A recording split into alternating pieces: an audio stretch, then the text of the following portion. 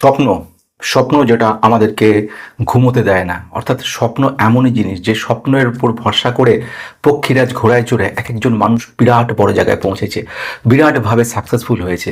আমাদের বিজয় কেডিয়া স্যারজি, রাকেশ ঝুনঝুনওয়ালাজি, এরকম অজস্র মানুষ সারা বিশ্ব জুড়ে, মিস্টার ওয়ারেন বাফেট, এরকম অজস্র। কিন্তু প্রশ্ন আসছে, সব স্বপ্ন কি সাকসেসফুল হয়? সব স্বপ্ন কি সত্যিকারের মুখ দেখে? সেই বিরাট বড় আর্থিক সাম্রাজ্য কিংবা বিরাট বড় কিছু, যে জিনিসটার জন্য মানুষ তিল তিল করে নিজের সঞ্চয়কে জমিয়ে রাখে। আজকে এক দুর্দান্ত কোম্পানি কথা বলবো। কোম্পানিটা মাল্টি ব্যাগার কোম্পানি হতে যাচ্ছিল এবং সত্যি 1000% রিটার্ন দেওয়ার ক্ষমতা ছিল। কেন ছিল? প্রথম ছিল কোম্পানিটার কনস্ট্রাকশনের উপর কর্ম করা কোম্পানি। শুধু সেখানে নয়, কোম্পানি গভর্নমেন্ট থেকে প্রচুর অর্ডার পেয়েছে।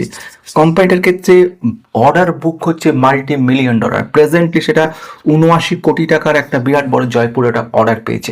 কোম্পানিটা কাজ করছে কনস্ট্রাকশন রিলেটেড কাজকর্ম, বলতে ইঞ্জিনিয়ারিং, প্রকিউরমেন্ট, কনস্ট্রাকশনের উপর কাজ করা এই কোম্পানিটা, যে কোম্পানি 1988 সালে আমাদেরকে স্বপ্ন দেখাতে শুরু করেছিল, যে কোম্পানিটা একটা মাল্টি-মিলিয়ন কোম্পানিতে পৌঁছতে পারতো, কিন্তু সেই কোম্পানি, আজকে আলোচনা করব সেই কোম্পানিকে নিয়ে, যে কোম্পানিটাদেরকে অনেক কিছু করার ক্ষমতা রাখছিল, কিন্তু সেই হিসেব করে অনেক সাধারণ মানুষরা ইনভেস্ট করেছিল এবং সেই ইনভেস্টমেন্ট অ্যামাউন্টটা আস্তে আস্তে বাড়তে শুরু হয় এবং সত্যি একটা ভালো জায়গায় রিটার্নটা যখন নিয়ে যায়, হঠাৎ করে তার মধ্যে বিরাট বড় পতন ঘটে। এই বিরাট পতনের ফলে আলটিমেটলি কোম্পানিটা পড়তে শুরু করে, হু হু করে পড়তে থাকে কোম্পানিটা দেখা যায় যে স্বপ্ন নিয়ে একদিন মানুষ শুরু করেছিল, যে স্বপ্নে তিল তিল করে 100, 200, 500, 1000 টাকা, 2000 টাকা, 10,000 টাকা যারা সব জমা করে যাচ্ছিল, এসআইপি করছিল কিংবা একসঙ্গে কয়েক লক্ষ টাকা ইনভেস্ট করেছিল, কোটি কোটি টাকা ইনভেস্টমেন্ট হয়েছিল, হঠাৎ করে সেই কোম্পানিটা কিন্তু কোনো ফ্রড হয়নি, কোম্পানির মধ্যে বিরাট কোনো কাণ্ড ঘটেনি, কিন্তু কোম্পানিটা আস্তে আস্তে শুকিয়ে যাচ্ছে।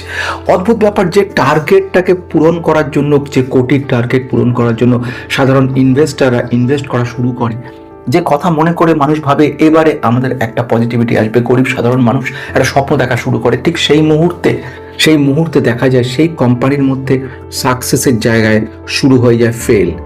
এই ফেলটা কেন হলো, কিভাবে হলো, সবকিছু বলার আগে, this video only for education purpose, no buy sell recommendation. সব থেকে বড় গুরুত্বপূর্ণ যে পয়েন্টটার দিকে নজর দেওয়া, সেটা হচ্ছে একটা সুন্দর কোম্পানি, 1988 সালে কোম্পানিটা শুরু হয়।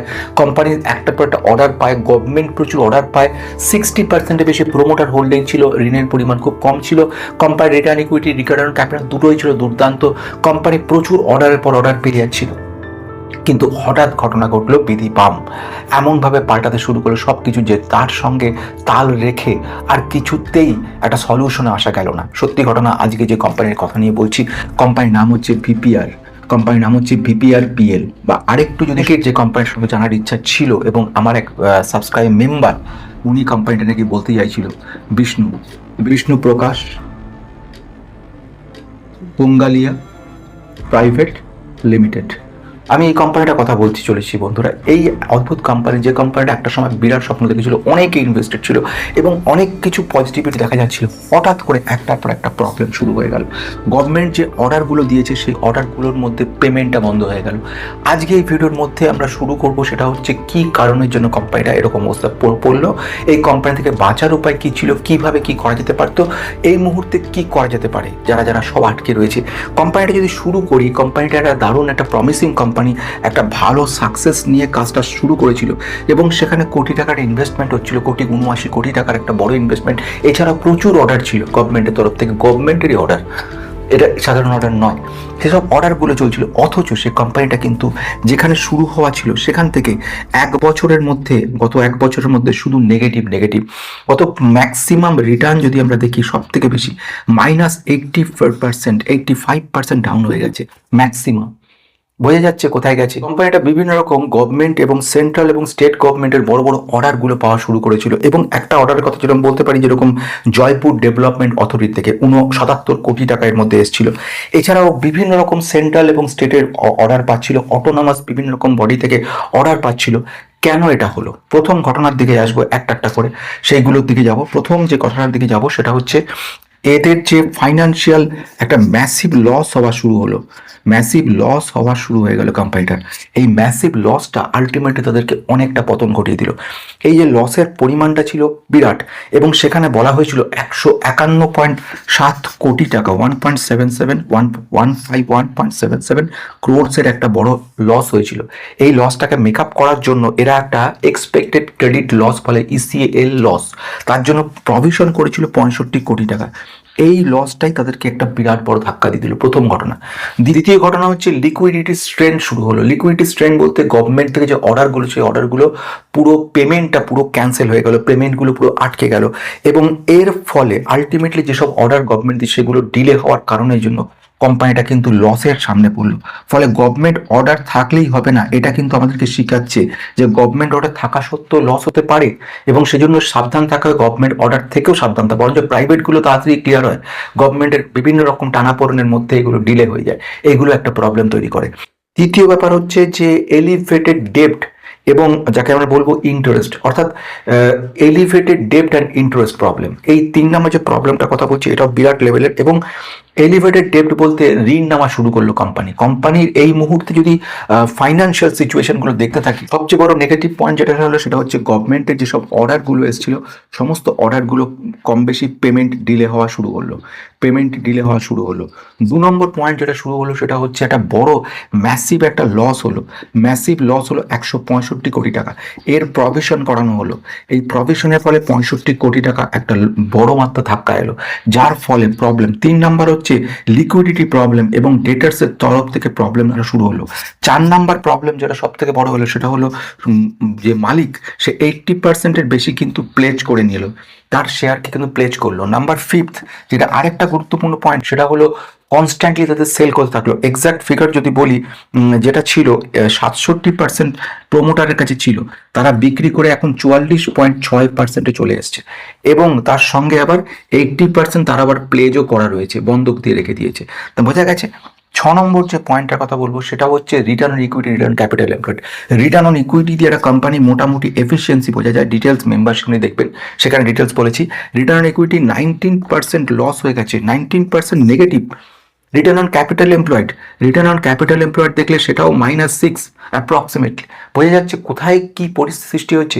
ঋণের পরিমাণ, ডেপ টু ইকুইটি রেশিও যদি আমরা দেখি, 7 নম্বর ডেপ টু ইকুইটি রেশিও 1.67। এটা না হয় মেনে নিলাম যে হতে পারে এটা ঋণের ক্ষেত্রে, কারণ কনস্ট্রাকশন কোম্পানিগুলো প্রচুর লোন নেয়, কিন্তু এই প্রোমোটার হোল্ডিং সবচেয়ে বড় ধাক্কা দিচ্ছে 44%, এবং ঋণের পরিমাণটা রয়েছে, প্লেজ রেখেছে 87%, নট 87% প্লেজ হয়ে বসে আছে এই মুহূর্তে। এটা একটা বড় ব্যাপার। আর একটা ব্যাপার, সব থেকে বড় কষ্টের ব্যাপার, সেটা হচ্ছে পাবলিক বা রিটেলার। পাবলিকের কাছে 50%-এর বেশি, এক্সাক্ট ফিগারটা 50.80%, 50% শেয়ার কিন্তু পাবলিকের কাছে রয়ে গেছে, বাট তোমার আমার সাধারণ মানুষের কাছে। যে কারণের জন্য বারংবার প্রশ্ন আসছে আমার কাছে, স্যার কি করবো, এটা 50%-এর বেশি, লক্ষ লক্ষ মানে কোটি কোটি টাকা ইনভেস্ট, লক্ষ লক্ষ ইনভেস্টার কোটি কোটি টাকা ইনভেস্ট করে রেখেছে। এইরকম পরিস্থিতি যখন দেখতে পেয়ে যত ইনভেস্টার আছে তাদের মধ্যে যে বিশ্বাসযোগ্যতা, সেটা কন্টিনিউ লস হতে থাকলো। ইনভেস্টারের বিশ্বাসযোগ্যতা কমার সঙ্গে সঙ্গে সেলিং শুরু হয়ে গেল, যে কারণের জন্য কোম্পানিটা আগে কিন্তু পুরো শেষ।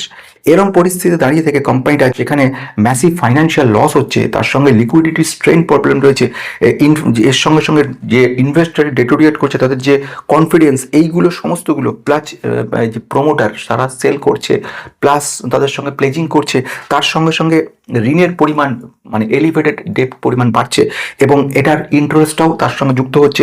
আলটিমেটলি কোম্পানিটা কিন্তু নিচের দিকে টেনে দিল। আজ এই মুহূর্তে মার্কেট ক্যাপ যদি দেখি, কোম্পানিটা চলে গেছে অ্যাপ্রক্সিমেট 314 কোটিতে চলে এসছে, মানে কোম্পানি আর কিছু বাকি নেই।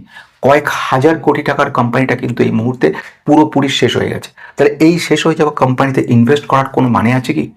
আমি তো দেখি না। যদি জুয়া খেলতে হয় তাহলে কেউ খেলতে পারে, কিন্তু আমি মনে করি এই মুহূর্তে এই কোম্পানির কিচ্ছু নেই, টোটালি ফিনিশ। তো এই ধরনের কোম্পানিতে ইনভেস্ট করার আগে আমাদের ফান্ডামেন্টালি অনেক বেশি জানতে হবে। মানছি কোম্পানি যখন শুরু হয়েছিল, কোম্পানি দুদিনের মধ্যে তো 80% প্লেজ হয়নি, দুদিনের মধ্যে তো কোম্পানি শেষ হয়নি। কোম্পানি শুরু হয়েছে। এইসব ছোটোখাটো কোম্পানিগুলোতে যখনই ইনভেস্ট করবেন, একটা জিনিস লেসন রাখুন, মনে রাখুন, বা একটা জিনিসকে আজকে শিখে রাখুন, সেটা হচ্ছে কোম্পানিকে একটু অ্যানালিসিস করা শিখতে হবে, শিখতেই হবে, না হলে নয়।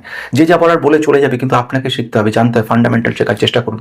সে তার মধ্যে সব কিছু হয়ে যায়। আমার যে মেম্বারশিপ নিয়ে দেখতে হয় ফান্ডামেন্টাল 29 টাকা করে প্রতি মাসে মাসে, এমন কোনো কথা নেই। আপনি যেখান থেকে পারেন, যেভাবে পারেন, বই কিনে পারেন, সব কিছু থেকে আপনি কিন্তু দেখে নিতে পারেন, শিখে নিতে পারেন। কিন্তু শিখতে আপনাকে হবেই, না হলে আপনি মার্কেটে থাকতেই পারবেন না। না হলে মিউচুয়াল ফান্ডে ইনভেস্ট করুন। মিউচুয়াল ফান্ড বলতে মনে পড়লো, ডোমেস্টিক ইনস্টিটিউশনাল ইনভেস্টার, তাদের সংখ্যা কত জানেন? ডিআইআই ইনভেস্ট করে রেখেছে 4%। 4 মানে কম নয়। ডিআইআই আমি ভেবেছিলাম বোধহয় সেল করে দেবে, ডিআইআই সেল করেনি। 4%। আমার মনে হয় এটা এমনভাবে ট্র্যাক হয়ে গেছে, বেরোতে পারেনি আর ডিআইআই। তো যাই হোক, এরম অবস্থা থেকে আটকে সবসময় 6 মাস 1 বছর বাদে বাদে আপনার পোর্টফোলিও থাকা 20খানা 22খানা কোম্পানিকে নিজে অ্যানালিসিস করুন। কাউকে বলে দিয়ে করান আলাদা প্রশ্ন, কিন্তু নিজে দেখুন। একটু প্রমোটার কি করছে দেখুন, প্লেজ আছে কিনা দেখুন, কোম্পানি মার্কেট ক্যাপ কমছে কিনা, লস হচ্ছে কিনা, কোয়ার্টারের রেজাল্টগুলো দেখুন। এইগুলো যখন সব দেখতে পারবেন, নিজের কনফিডেন্সটা চলে আসবে, এবং যখনই কনফিডেন্স আসবে সেই মুহূর্ত থেকে আপনার গেম শুরু হবে। তখনই আপনি প্রফিট করতে পারবেন, না হলে কিন্তু প্রফিট করতে পারবেন না। যদি আপনার 80% ডাউন, তো আর রাতারাতি হয়নি। 20%, 30%, 40% পড়ছে যখন, তখনই আপনার দেখা উচিত ছিল কোম্পানি হাল কি। সেই বুঝে সেদিন পারলেন না, কিছুদিন পরে গিয়ে সেল করে দিন। হতেই পারে এরকম, সেল করে সেই জায়গায় লস যদি হয়েও থাকে 2 লক্ষ, 1 লক্ষ, 50,000, 10,000, 20,000, আপনি এমন একটা ভালো কোম্পানিতে ঢেলে দিন, যে কম ঢালার পরে কোম্পানিটা ভালো হয়ে যায়। তাহলে আজকে আমরা শেষ করলাম, এটা দিয়ে অনেক কিছু শিখলাম, এবং প্রতিদিন আমরা শিখতে যাবো এভাবে।